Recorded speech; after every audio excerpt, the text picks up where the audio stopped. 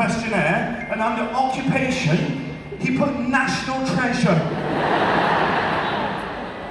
I'll tell you the lowest moment of my professional career though, and there have been a few. We were filming the show Troubles with My Father. We were in America, we were in a hotel. These two American guys walked past, right? They recognised my dad, didn't recognise me. It gets worse. Because they didn't recognise me as they walked past me, I overheard their conversation. And their conversation was one of them describing to his friend the show Troubles with My Father. And this was his description of the show. Oh yeah, you gotta see it, it's on Netflix. It's about an esteemed elderly English gentleman that travels the world with his doofus son. Well, the doofus is in charge tonight. So, Brexit. Fucking no. Wow, the sound of 15,000 bumholes just clenching shut.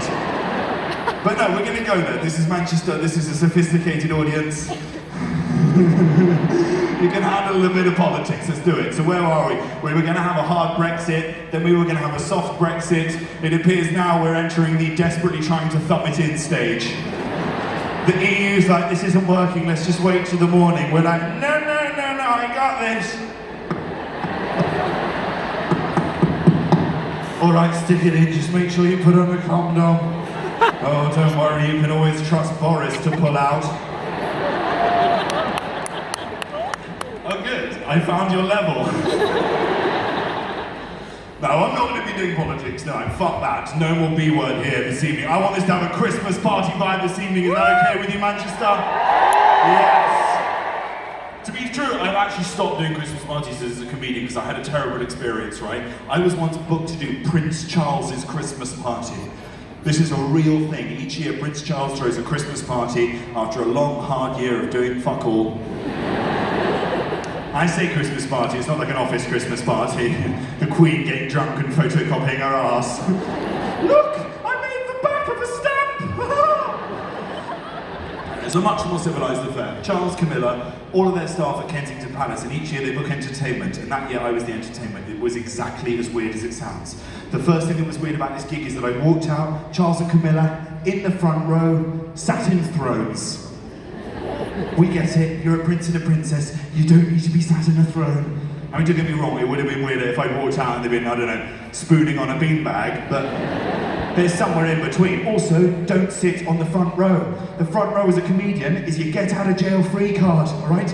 If the jokes aren't working, you talk to the front row. You ask them what they do for a living. I can't ask Prince Charles what he does for a living. He is the most famous unemployed man in Britain. What do you do for a living? Just sort of sit around, wait for my mother to die? I'm so glad you laughed at that joke. I'm not going to lie, on the night that one did not go down well. Megan was the only one laughing, which if anything made it worse. The other weird thing about this gig is that I wasn't given a microphone, which is literally the only thing that I need as a comedian. Because this is the only thing that gives me status over you, right? Without this microphone, I'm just the crazy guy shouting in Piccadilly Gardens! Like with this, hi, I'm here to talk to you about politics. Without it, I'm here to talk to you about Jesus!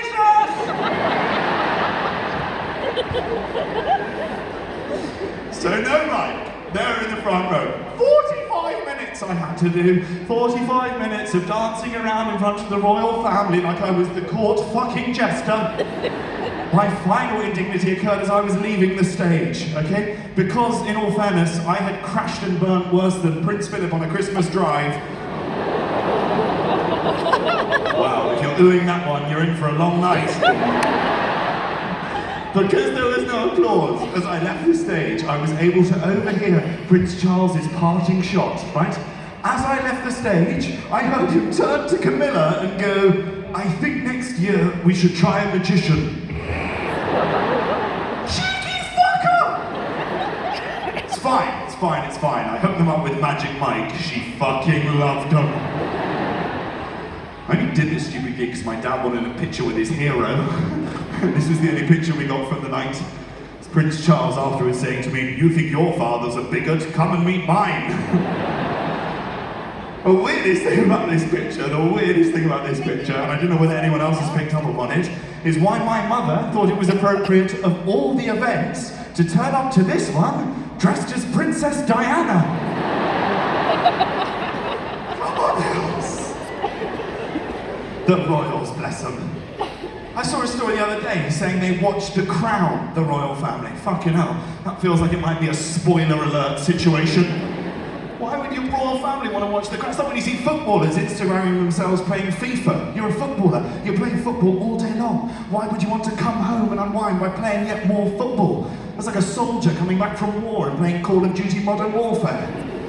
Or a scouser playing Grand Theft Auto. Manchester! Fucking hell, I love this place so much. I fucking Manchester, this is like my second home. I lived here for 3 years. Although when I lived in fucking Manchester, it was fucking Manchester still, alright? Fucking Manchester! Fucking Corrie Mile, Lowry Outlet Mall, Tiger, fucking Tiger. I leave for 5 minutes, you've got a John Lewis and a fucking Ivy. Manchester, are you trying to lure me back? Because it's fucking working. Got rid of that embarrassment of a Ferris wheel? Fucking hell, what was that? Like the London Eye, except instead of panoramic views of the city, you can see the roof of Primark.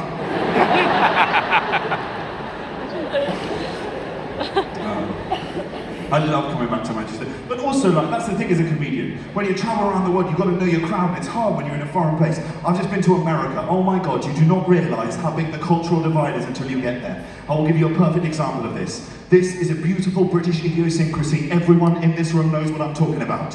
If you are in a bar or a restaurant, and you hear the sound of a glass smashing, you go, conscious decision, that is a knee-jerk reaction. Not it's in part America. of their DNA. Well, it turns out not something they do in America. No one fucking tells you that. The first time you do a wahe in America, it does not go down well. It wasn't my fault. I heard a smash. It was instinctive. I was just like, wahe! The filthy looks that I got. Anyone would have thought that I dropped that coffin.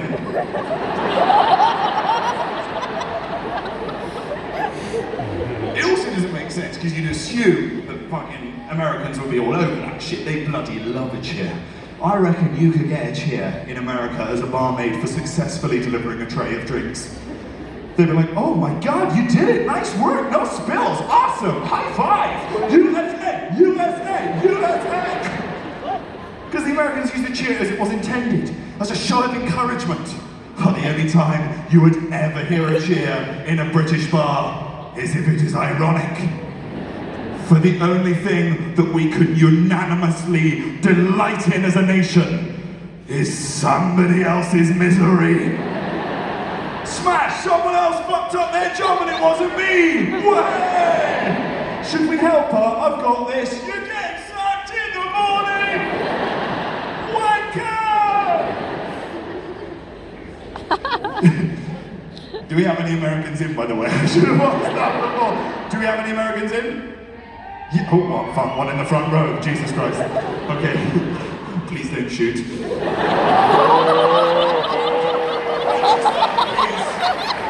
pointing at her handbag. She's fucking cute. She's fucking cute. Okay. No, madam, I'm joking. I bloody love America.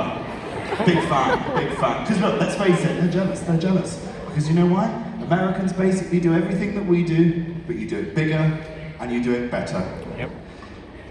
Like we have stupid people here. But your stupid people are fucking world class. You know how you know this? You know this from the signs that you see in America. Are you fucking Americans as well? That's why they're fucking lost. They can't read signs. Front row.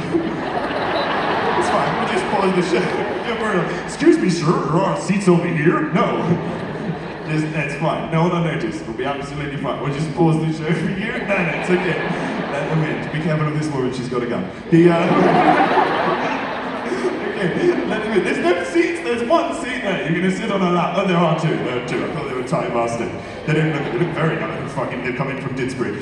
I'm so sorry. You'll have to wait for the show. We arrived late. Sorry.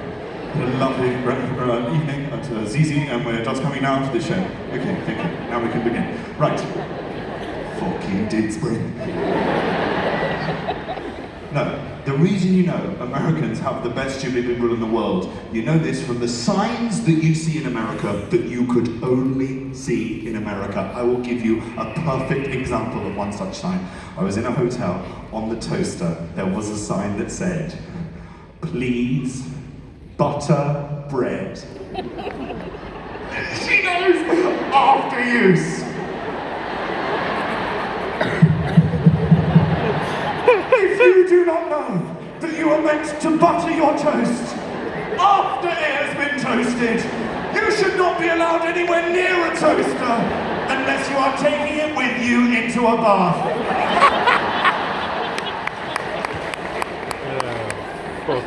Sorry, bath. To be fair, this sign was affixed to the worst invention that mankind has ever created. Ladies and gentlemen, I give you the hotel conveyor belt toaster. No one in this entire arena has ever made a decent piece of toast on the hotel conveyor belt toaster. Unfathomably shit. Once through, still bread. Twice through, barely warm. 3 times through, burnt to a crisp! There is literally no setting to get it right. It's like putting a ginger on a sundae. It's impossible.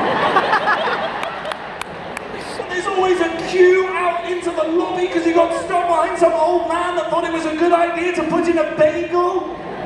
A bagel? Are you out of your fucking mind, Grandad? If you wanted a bagel toasted in that machine in time for breakfast, you needed to go in a week ago. By the time that's toast, you might be as well. And then it's like they went, oh, how can we make this machine even shitter? I know, let's have your piece of crappy toast be delivered onto a tray underneath it that we set at a slight angle so your piece of shitty toast is sent flying straight onto the fucking floor. You see people waiting for it to come out like fielders in the slip corner. Oh, this is going to be a slippery catch to take. Why is that? Well, I'm one of those psychopaths that likes to butter the bread before. The inventor of the hotel conveyor belt toaster needs to be taken outside and shot. And then cremated 3 times through very slowly until he's done. That wasn't even the worst sign. The worst sign that I saw in the States, same hotel by the pool. I went down to use the swimming pool, about to have a lovely refreshing dip, when I read a sign that stopped me in my tracks, and it chilled me to the core. It read like this: "Would you please refrain from entering the hotel swimming pool if you have active diarrhea."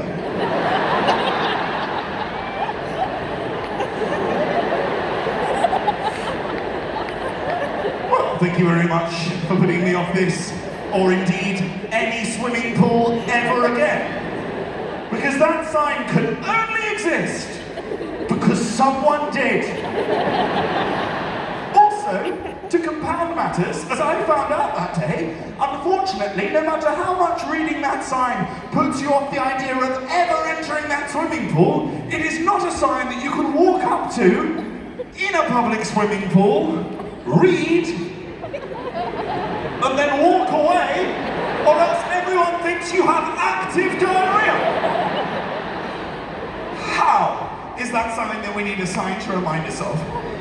Don't get me wrong, I like swimming as much as the next man, but I accept that if I'm in the clutches of an attack of active diarrhea, there are certain activities that I will not be participating in for a short while.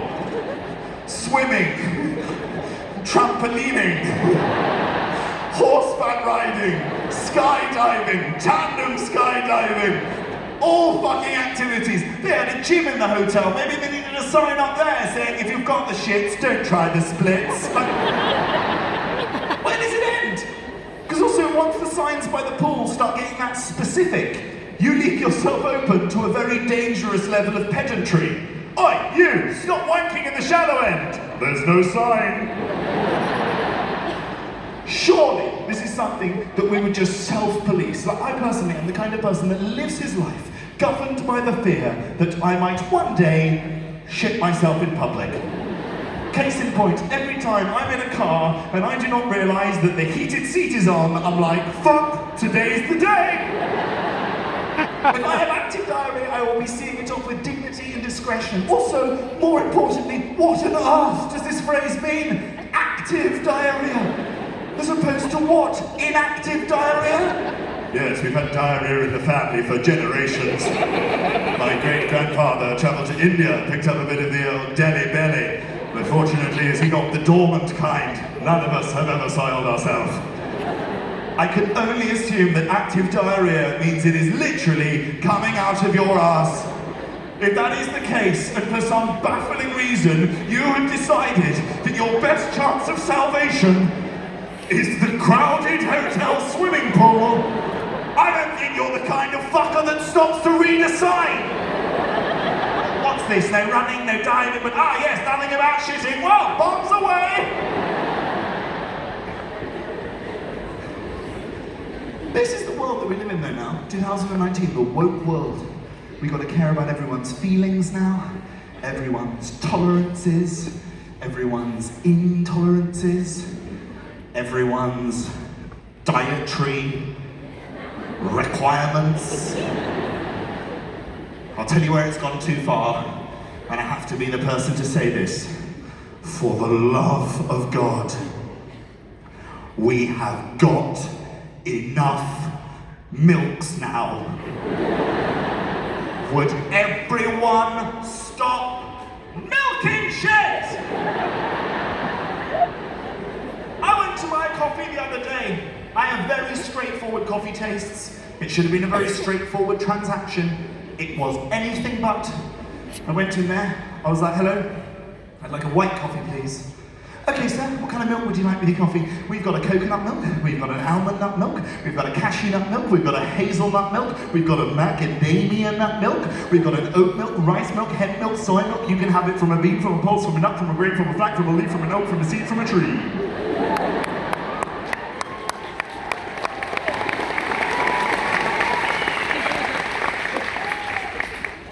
I'd like it from a nipple, please. I don't care what type of nipple, preferably a cow's, but I'm not fussy. I will take it from whatever nipple I can get. She looked at me like I had requested it from hers. Like I was the weirdo. I am not the weirdo. You're the one that's in the back of the shop with your little friends milking fucking cashew nuts. You're the freaks, not me!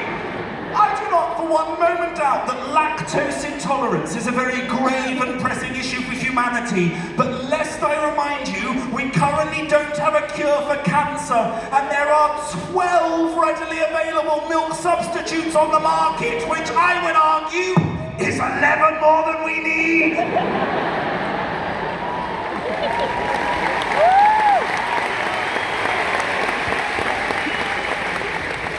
We're having fun, okay? I already love you guys. I don't want to ruin this evening by suddenly turning it into a TED Talk. But I'm about to hit you up with some pretty sophisticated science here. Milk must come from a tit. Last time I checked, the almond, pretty flat-chested. You are drinking nut juice.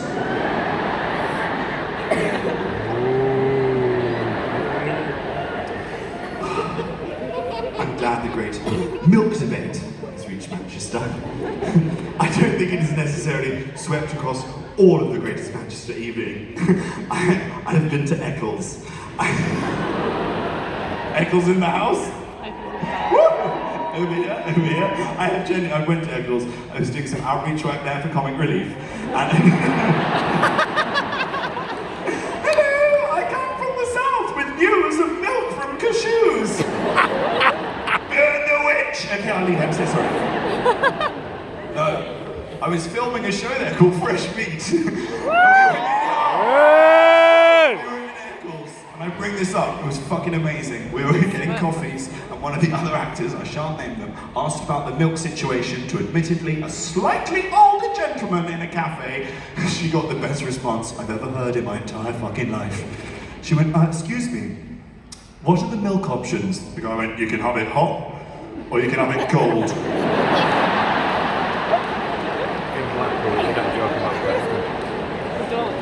That joke. Where are the dairy drinkers in? Who's a dairy drinker? Dairy drinkers. You do realise we are the smokers of 2019. Watch as we get slowly ostracised from society. They'll give us our own designated areas to go and drink our dirty titty milk in. They'll have warnings soon, like they have with the cigarettes. You'll pick up a carton of milk in the supermarket, there'll be a sticker on the side of it. Warning, may cause healthy bones and teeth. And don't you dare, in 2019, Manchester, drink your disgusting titty milk through a plastic straw. Oh, no, you may as well be sucking it directly from the devil's dick. I got that lecture recently from a friend of mine. A friend of mine who's the classic environmental hypocrite. I don't know if you've come across this type of person. She gives all the, I've got my reusable coffee cup and my reusable water bottle all in my eco-friendly grocery bag. You drove here in a fucking Jeep. She comes to me about the straws. She's like, Jack, you can't use a plastic straw anymore. Can't use a plastic straw. What about the environment? What about the wildlife? You need a reusable straw. So I was like, okay, understood. I went, I got myself a reusable straw. It's made of ivory. It works a fucking treat. What? I'm doing my bit. I don't use a coffee cup anymore. I just take my turtle shell into Starbucks, fill that bad boy up, and I started recycling condoms. Tipper knows what I'm talking about. Of course he fucking does. The tip man, just the fucking tip. Hey? Quick rinse, get rid of any nut juice, stick it on the washing line. It's a bag for life.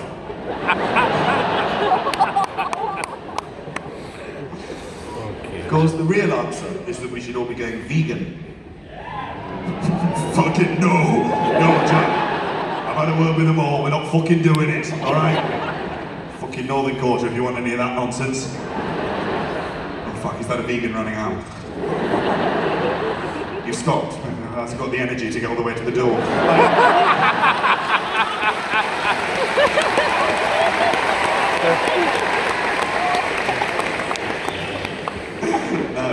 No. Okay, this is me trying to be respectful of vegans and I've already fucked it up.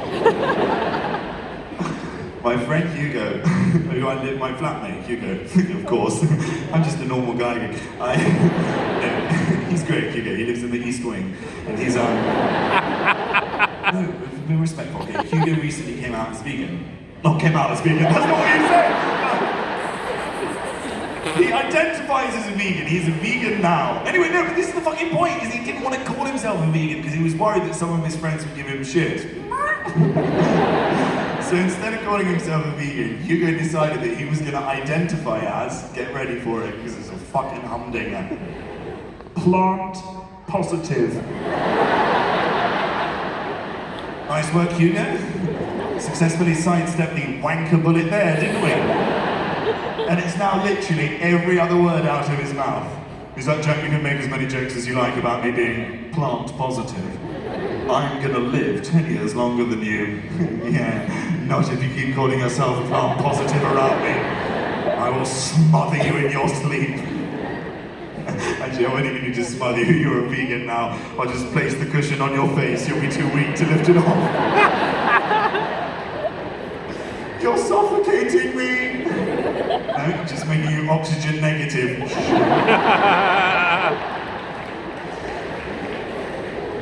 You're crying over spilled nut juice.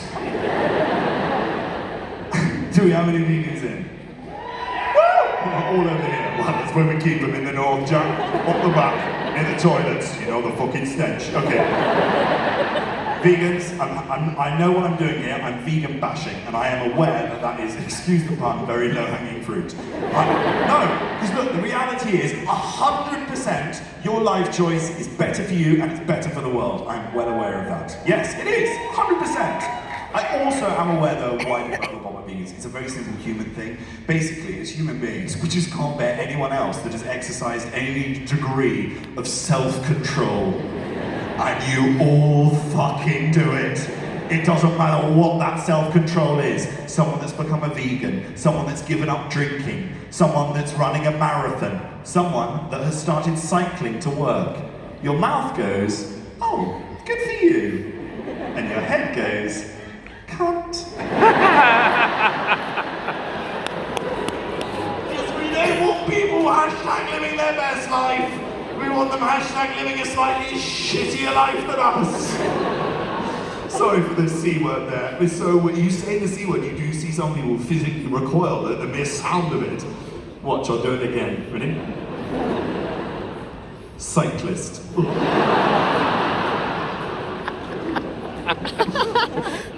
You have to be smart. You have to be smart. I think there's some things though where you are allowed to call bullshit. I'll tell you what can fuck right off. The half marathon. Not a thing! Can you sponsor me to run a half marathon? You're only running half the distance. How about I go halfway to your Just Giving page? You're getting fuck all. I'm sorry, you wouldn't get away with that with anything else. Oh, can you sponsor me to half climb Kilimanjaro? I'm going to walk up and get an Uber down. This guy wasn't even doing any training. He was like, yeah, I think I'm just going to wing it. I genuinely hope you collapse. And then I hope an ambulance comes, picks you up, drives you off, then suddenly pulls over to the side of the road and is like, well, we took you halfway to hospital, good luck. Who's run a half marathon? Oh, fucking everyone. Okay, I'm in trouble. No, respect. Give them half a round of applause. Just the one hand will do. Yes, correct. He's fucking got it. Look, the reality is it's never been easier to lead a healthier and a better life. I was in the supermarket recently. Not Waitrose before you start judging. By the way, how good is that? Half an hour in, first Waitrose reference. All the people in from Alderley Edge suddenly excited, finally some Waitrose material. Sorry to disappoint Alderley Edge. No Waitrose jokes from me this evening. I've genuinely been told to stop talking about Waitrose. After my last term, my manager took me aside and was like, Jack, if you ever want to be a relatable comedian that's like a man of the people, you need to cut out the Waitrose shit. So, understood, no more Waitrose jokes, because I'm just a normal guy. So the other day, I was in the supermarket, my favourite, the Lidl. What? I love the Lidl!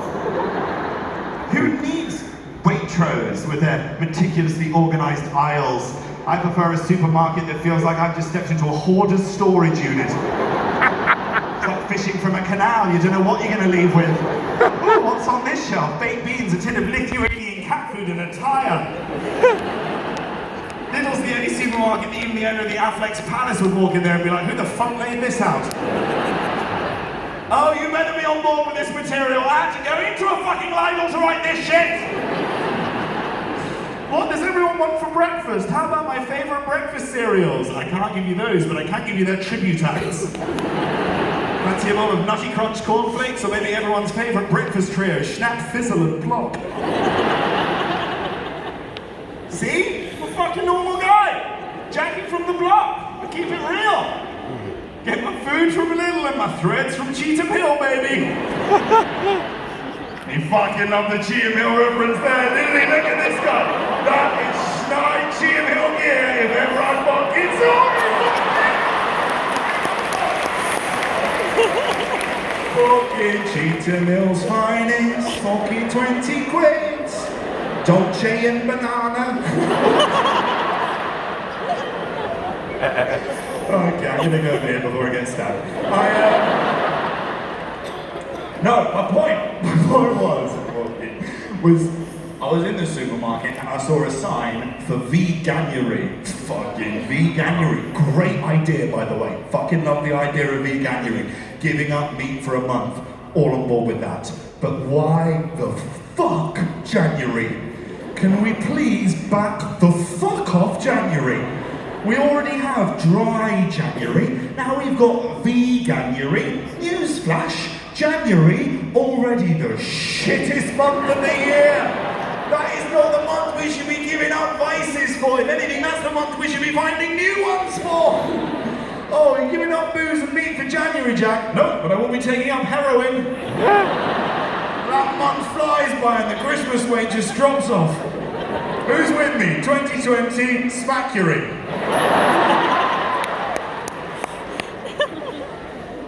I know that the meat eaters can be just as bad with this shit as well. I took a girl for dinner. Oh, no, not dinner. Tea. One of their own.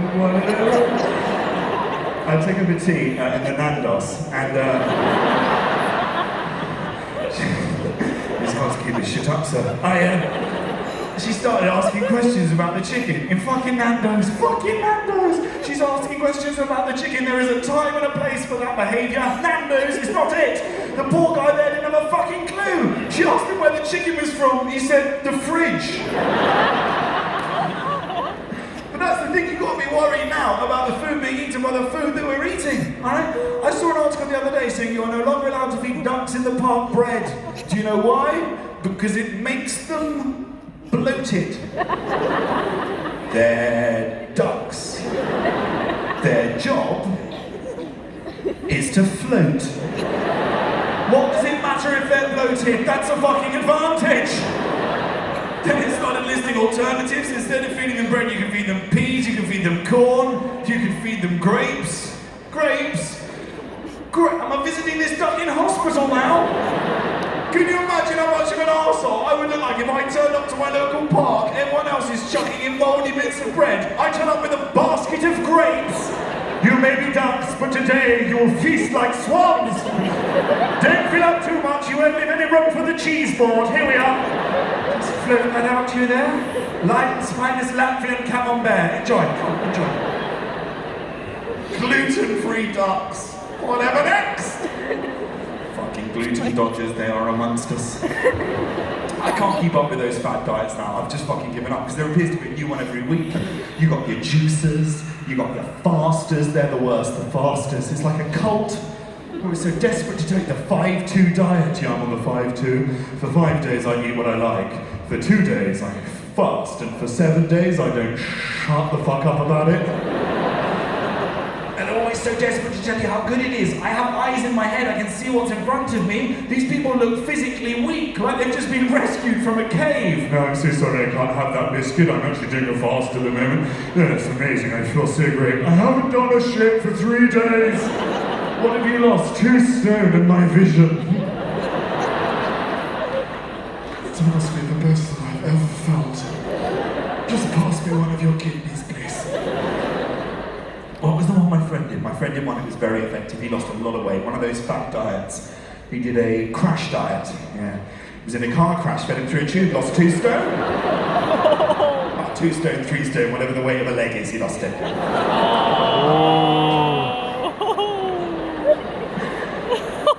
See, what I like about that joke is you didn't think it could get worse and then suddenly it does.